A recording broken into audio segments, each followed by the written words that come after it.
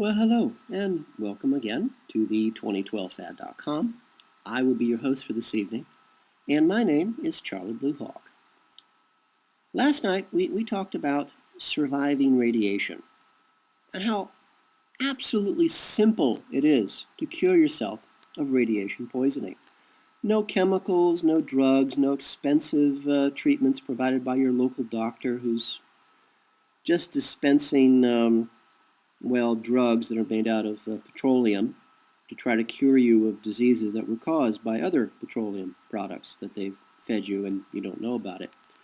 But to cure radiation poisoning is so simple. It's actually,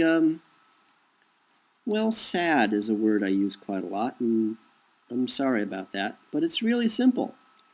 You add foods to your diet, foods that our mother, the earth, has created for us in the 2.5 billion years that you and I and our people have lived on this planet.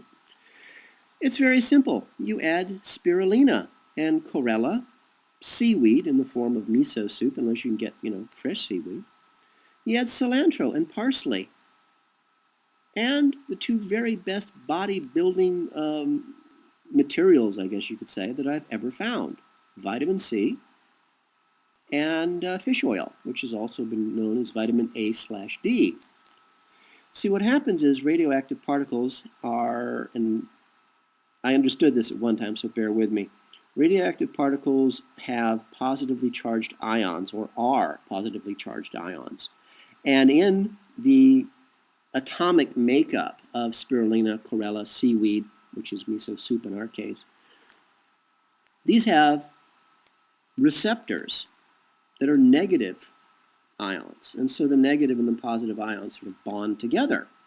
What this means is that when you eat these foods and they're in your body, the radioactive particles bind with them. And then when you run to the toilet, guess what happens to the radiation? You pass it on to the toilet. That's it. You're done. The radiation is removed from your body. Just add these things to your daily diet. Well, you should eat them anyway as a rule because they're all terribly good for you. And you'll be okay. No expensive treatments, no expensive drugs, no horrible goodbyes. Just get the stuff out of you. And how do you do that? Well, our mother looks after us. And our mother's the earth. It's not a religious thing. It's a fact. You and I have been here for 2.5 billion years. There must be a reason for that. Our mother is the earth. Our father is the sun. It's just the way things are. You can be a Buddhist. You can be a Jew. You can be a Muslim. It doesn't matter. This isn't religion. This is reality. Eat the things that our mother gives us. And if our mother didn't make it, don't put it in your mouth. Our masters don't want you to know this. You can cure yourself of virtually every disease that we're suffering today when you plant the right things in your own garden. And you don't need a lot of room. You need a windowsill. You need a closet. You need space in the garage. It doesn't take much, and it doesn't cost much, and you can be healthy.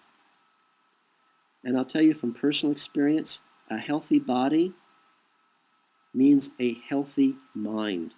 It means a mind that's not being drugged with poisons. And our foods we buy at the grocery store are filled with nothing but poisons. I've seen this myself with my own eyes, literally. The cleaner the food that I was eating, the clearer my thoughts were. It's really astonishing. And it's up to you if you want to be happy and healthy. It starts with your food. You are what you eat, period. That's it. Happy, healthy, intelligent, knowledgeable, fearless, clear thinking. These are all things that you have the right to be. And these are all the things that our masters hate. So tonight, I thought we might chat about evil means coward. Suppose you could say evil equals coward. It's about how I learned as a very small, very tormented, and very hated little child what cowards our masters are, what cowards their servants really are. And I was going to say, I know how cowards think and how they act, but I'm overstating that last bit. I know what cowards and bullies and thugs and liars do, but I don't know why they do it. I don't. I honestly don't. I've witnessed it with my own eyes so many times, the destruction and the horror that lies cause. And I have no idea why anyone, theoretically of their own free will, would choose to be a coward, or a bully, or a thug, or a liar. I just don't know why. I really don't. All I can think of is, they're stupid. For our masters, it must be kind of tough for our masters because at this point in their own personal evolution, frankly, I don't think any of them at this point in time have much of a choice. They've been tortured, they've been raped, they've been abused, and they've been programmed by their own parents, who in turn were programmed by their parents, who were programmed in turn by their parents. We're looking at generation after generation after generation of black magic ritual torture, which has evolved into technology. So now you've got black magic as science. Now you've got so little in the way of free will with our masters that honestly, it's really foolish of us to think that we can change them, that we can reason with them. And you're thinking, well, they're human beings, I wouldn't do that, therefore no other human being would do that. We can change our masters. We can show them what they're doing is wrong, and they probably don't realize it. And once they see it, they'll stop. Well, here's the problem, and I don't mean, again, to be the pompous, arrogant jerk that I am, but forgive me, I gotta be me. There's something that you need to forget about, and you need to forget about it right now. Our masters are a different form of life from you and I. They are totally alien in their outlook of our world, in their outlook of you and I. Nothing we can do will ever bridge the gap between us and our masters. Nothing. No conversation, no treaties, no agreements, nothing. Our masters think of us, if we're lucky, as cattle. If we're fortunate, they consider us to be slaves. If we're fortunate. Our masters see no problem with kidnapping our children, gang raping them, killing them on their altar stones, cutting the skin from their still living bodies, and then drinking their blood. Hopefully they're dead by then. They're doing this to our children. I remember a very long time ago when I was very, very young, one of these U.S. Army Air Corps intelligence morons, he actually had something, I wouldn't call it a conscience, maybe it was, maybe he actually felt something. But one day he looked at me, and I was maybe 6, 7 years old. He actually looked at me and said, they eat Christian babies. And I just looked at him and said, him, my little tiny child, he must have been 60 or 70. I just looked at him and said, just stop it. I don't want to talk to you. But you know what? In his own way, he was trying to get the message out. All my life, people have been saying these things to me, and I was a little tiny child. As if somehow I would know what the hell they were talking about. But this old U.S. Army Air Corps guy, this nobody, nothing asset of the CIA, in his own way, was trying to tell me the truth. And he did tell me the truth. Of course, by then, even as a small child, I knew him, he was a liar. But he actually was trying to tell me the truth. So I guess I'm trying to pass along the favor. I'm trying to tell you the truth. And what I'm saying to you is, our masters are so different from us that murdering and torturing and raping and butchering our children while they're still alive is fun for them. So no, they're not like us at all. Please forget about that. All we can do with our masters is to drive them away from us.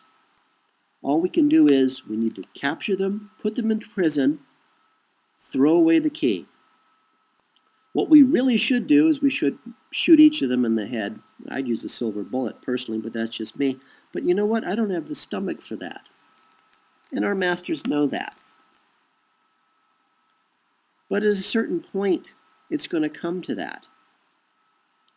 Personally, I'd rather just lock them up. Lord knows we have enough prisons in the United States to hold all of them and then some. So if we get all of our masters rounded up, we arrest them, we do a citizen's arrest on them, we go to Washington, D.C., we arrest them, millions of us. We go to Wall Street, we arrest the bankers, millions of us. We go to our state capitals and arrest them, hundreds of thousands of us, all of us armed. We seize their assets, which they stole from us. We go look up the cumulative annual financial reports, the CAFRs. Check out Walter Burian's site about that, where they've collected trillions and trillions of our dollars. So much money is in the United States, the bad guys, the masters, the bankers, the corporations don't know what to do with it all. It's our money. We don't know about it. We're barely able to feed ourselves or have a place to live. Once we get all that money back, once we put the masters and the mandarins and their servants and their slaves in prison, what do we do then? We wait. We wait for the last of them to simply die of old age. We don't allow them to reproduce. We don't allow them to talk to each other. We don't allow them to harm another innocent soul. We lock them up. We throw away the key. We weld the bars to the cell shut so it can never be opened. And when the last of them has died of natural causes, we encase the prison in concrete. And we put up plaques in every language we can think of. This is where the monsters are buried. And we tell their story, and we never forget the story. We tell the tale generation after generation after generation so the monsters can never come back.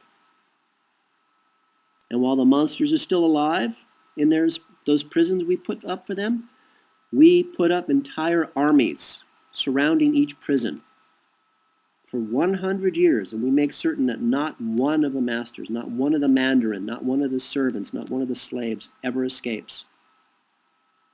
We don't talk to them, we don't listen to them, we don't trust them. Because they'll tell you the truth. If even one of them is free, if one of them gets away, it'll all start over again. We have to end this horror. This horror has to end, and it has to end now, this time and forever. We have to tell the story over and over and over again to our children, our grandchildren, our great-grandchildren. It has to become part of our culture. We have to talk about the monsters, the masters, who they are, what they did, how they did it. And we have to show people what will happen if we allow this again.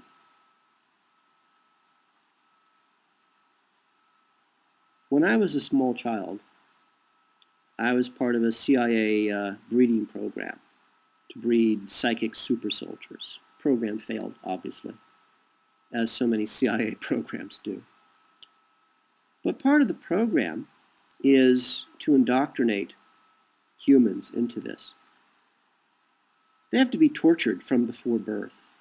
I mean, for my birth to occur, first they had to find not a willing woman, but a woman that would be sold by her husband, her boyfriend, her girlfriend, into the service of the masters. In this case, I was born into, as often is the case, a military family. U.S. Army Air Corps, to be exact.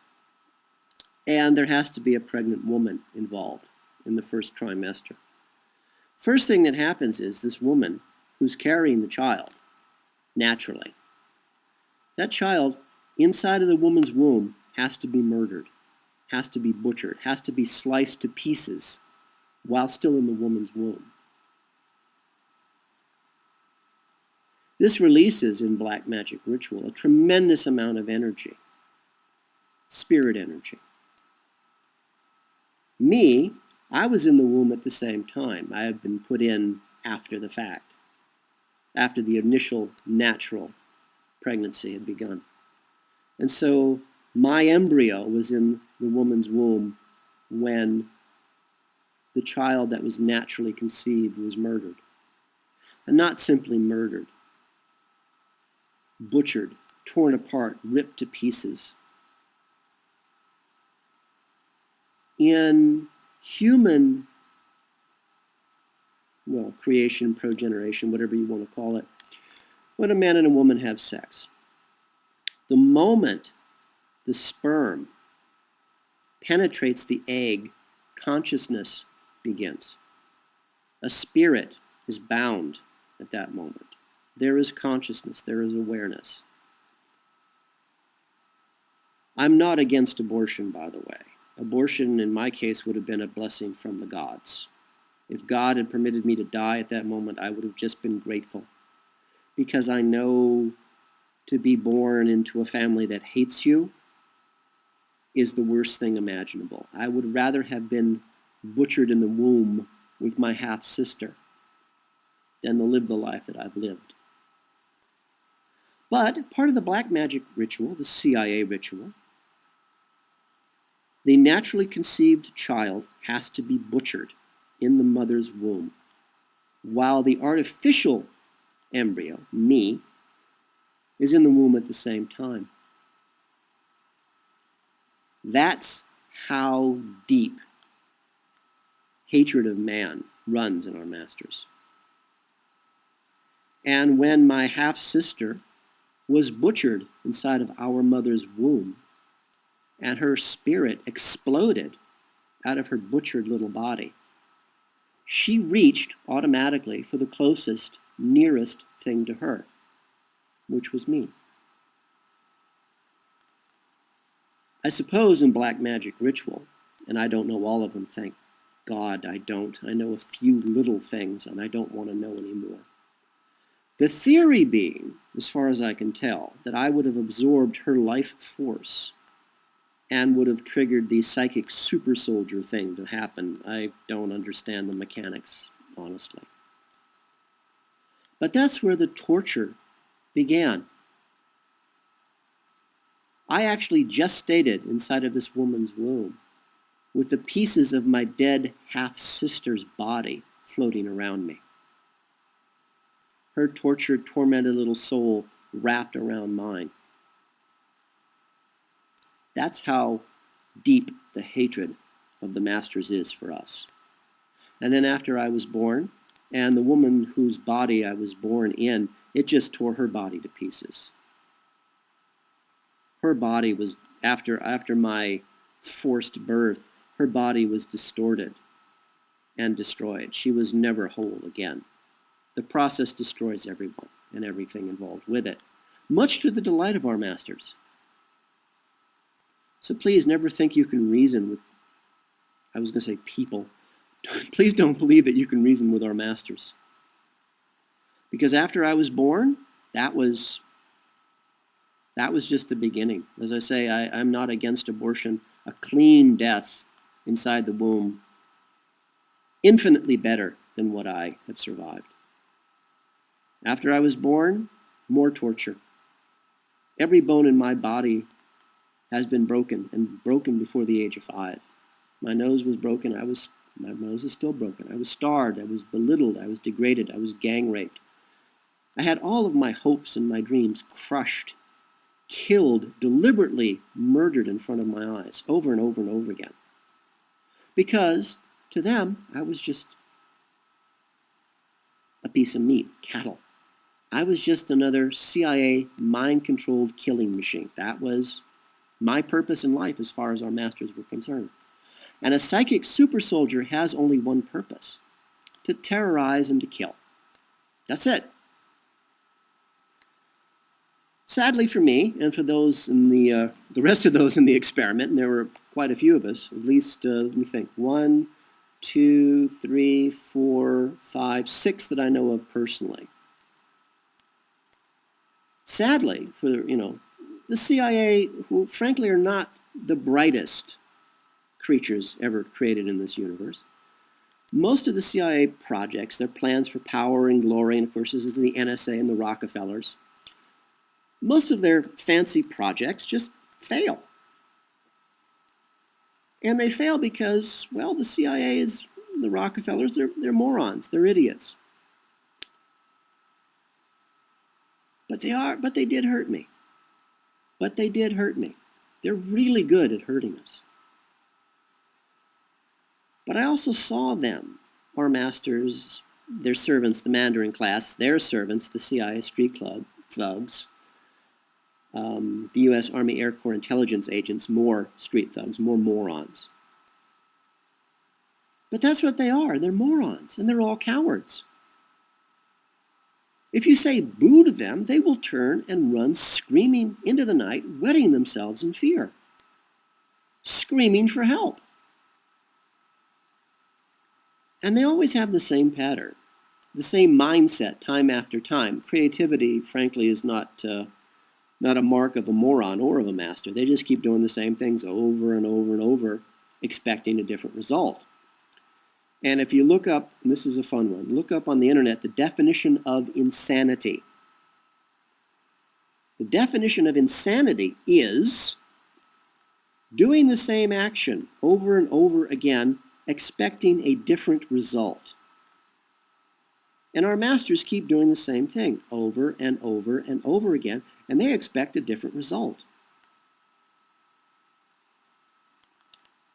Like all cowards, like all bullies, like all thugs, they only attack the weak, the helpless, the hopeless, and the defenseless. And then only in the dead of night, and then only if the odds are 10 to 1, 20 to 1. Bravery? No, not the mark of a master. Not one of the traits of the masters. Not a trait of a moron. Now they know they're cowards, they're our masters, and so they've trained a very loyal following of what basically comes down to trained German attack dogs, who are very well trained, and they're very loyal. I know from personal experience, if one of these guys is your pal, you have a defender for life. The problem is that there's only a certain type of human being who's going to fall for this my country, right or wrong thing. It means if you have any awareness of your surroundings at all, you will notice that what you're being told is not what you're seeing. And you will change sides eventually, or at least you'll step away. And so, as with all CIA, NSA, Rockefeller, our masters' plans, they still have to use human beings. But the human beings they have to choose, well, are not very bright, are not very aware. And that's, again, the problem. The problem with human beings who are not very bright is that your projects are going to fail. And the CIA projects fail all the time. There's not enough black magic ritual or the technology to support the black magic ritual that will overcome the fact they have to work with idiots and fools and the, well, frankly, just not very bright. Occasionally, enough projects will survive just accidentally to make our lives a living hell, to destroy our world, to wipe out entire species of animal and plant life just because our masters have decided that it bothers them.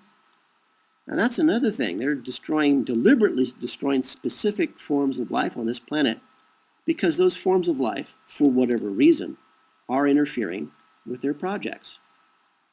We know, you and I, that eating spirulina and chlorella and coriander and parsley will cure us of radiation poisoning. So, the masters, if they actually got around to thinking that deeply, would want to destroy those things to make sure that we would not survive radiation poisoning. We only have one choice, those of us who have weak stomachs like I do when it comes to violence. We need to hunt them down, millions of us against one of them. They'd understand that. Arrest them all, put them all in prison, find all of these projects and shut them down. Like I said, I was part of a group that was part of the Psychic Super Soldier Project. They've got lots of Psychic Super Soldier projects running, and they've since overcome a lot of the problems in the last 50 years that they had with the project that I was hatched under. But of course, the project I was part of failed miserably. And as far as I know, of the 6 of us that I know of, well, 7, including me, none of us became unstoppable killing machines. We mostly just faded away and hid. I'm planning to hide as soon as I can, actually. None of us became monsters. None of us became super soldiers. What we actually did, as far as I know, we actually could hear the universe breathing. We could actually hear our mother, the earth, crying for her children. And then the idea of violence is just, unacceptable. Unless if, God permits me to have a family someday, you attack my family, you attack me, I'll kill you without a second thought and never think about it again. But up until that point, the idea of violence sickens me.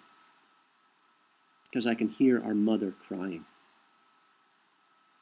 And it doesn't mean that you're religious, it doesn't mean that you're a Buddhist or a Muslim or a Jew or a Christian. We've been part of this world for 2.5 billion years. We are this planet. And the earth really is our mother. And if you stop and you listen, and just you're quiet within yourself, get all the poisons, the chemicals out of you that are designed specifically not to let you hear. Once you're quiet inside of yourself, you can hear everything. You can hear your own body. You can hear and feel what's happening inside of your own body. You can hear the universe breathing. And you can hear your mother, our mother. You can hear her crying for what we're doing to each other, to ourselves. That's not religion. That's plain old-fashioned reality. That's a fact. And the one thing our masters don't want us to know is that we're more than what we think we are. See, in order to create slaves, you must first destroy who they are, who they think they are. It's their souls, if you will.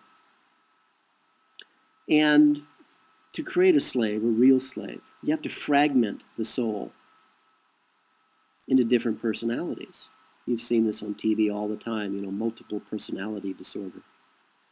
And when you're a small child, the CIA does this with gang rape and drugs, and mind-controlling programming tools as Disney movies. If you want a real shock in your life, rent a Disney movie, put it in the DVD player, make sure there are no children in the house. Turn off the sound and put the movie on slow playback and watch it every frame per frame. Get a couple of your grown-up friends to sit with you and watch. And don't talk during the movie, just watch with the sound off. And watch a Disney movie frame by frame. You will be horrified. And our masters are just laughing. So, small children, gang rape, drugs, abuse, torture, Disney movies. And you can actually create different personalities. You can fragment the soul. And each of these souls is then programmed to take over the body under certain situations. For example, if you suddenly find yourself in a war zone, the personality, that part of your soul, that it was fragmented off and is trained as a soldier, will automatically step forward and take over the body. For example, if you're suddenly in a hospital and they need a doctor, that part of your soul that was fragmented, that part of your personality that was trained as a doctor, will step forward and take over the body. This sounds really wild. It's science fiction. Don't listen to me. Don't believe anything I say. The problem is it's true, which just makes it sad.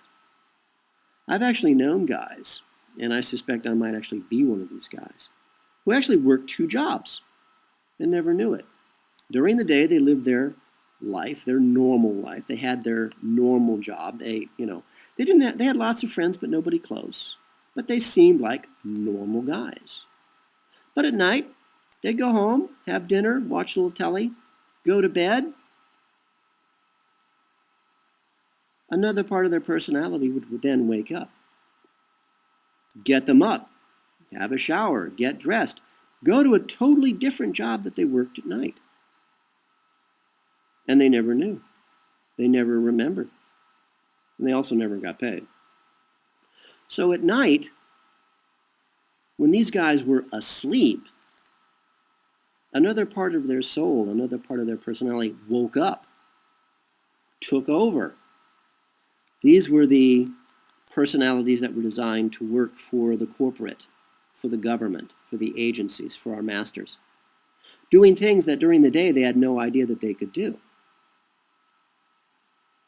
Now, I know from personal experience that the human being can survive on very little sleep. I can't remember the last time I actually slept in years. But there must be some program inside of these guys that when their daytime personality was inactive, was asleep, it was actually resting. So when their nighttime personality stepped up and was driving the body for the night job, the daytime personality slept. And likewise, during the day, the nighttime personality slept.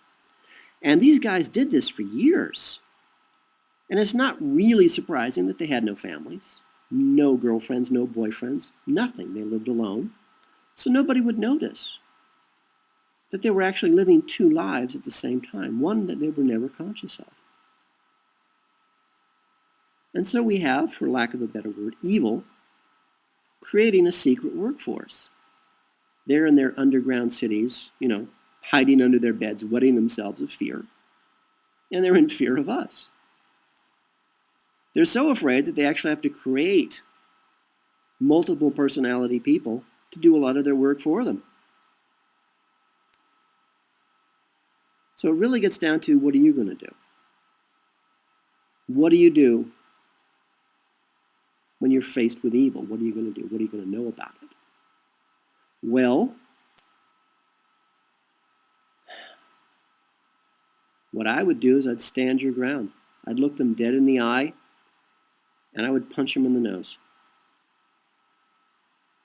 And then if the master, the Mandarin, the CIA, whatever the street thug is, whatever the evil creature is standing in front of you, if it doesn't leave immediately, if it's just too surprised that a cow just punched it in the face, at that point the answer is really, really simple. You punch it in the face again. And you keep doing that, it will go away. Because evil is a coward. And a coward is always looking for easy prey.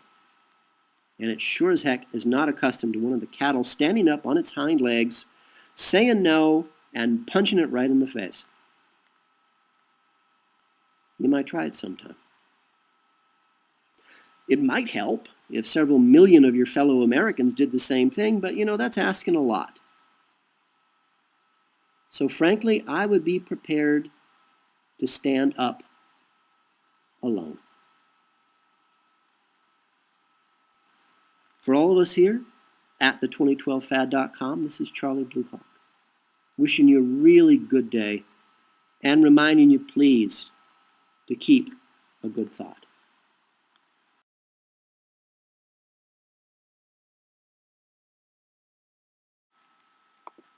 The 2012 Fad is brought to you by Coffee and Blood, Love Letters Between the Dead, a series of 5 erotica horror novels about a fallen angel finding his way back to regain his own soul, and how the CIA war against the human race. Their black magic captures and traps him in the body of a mind-controlled slave designed to hunt down and to kill their god, their Satan.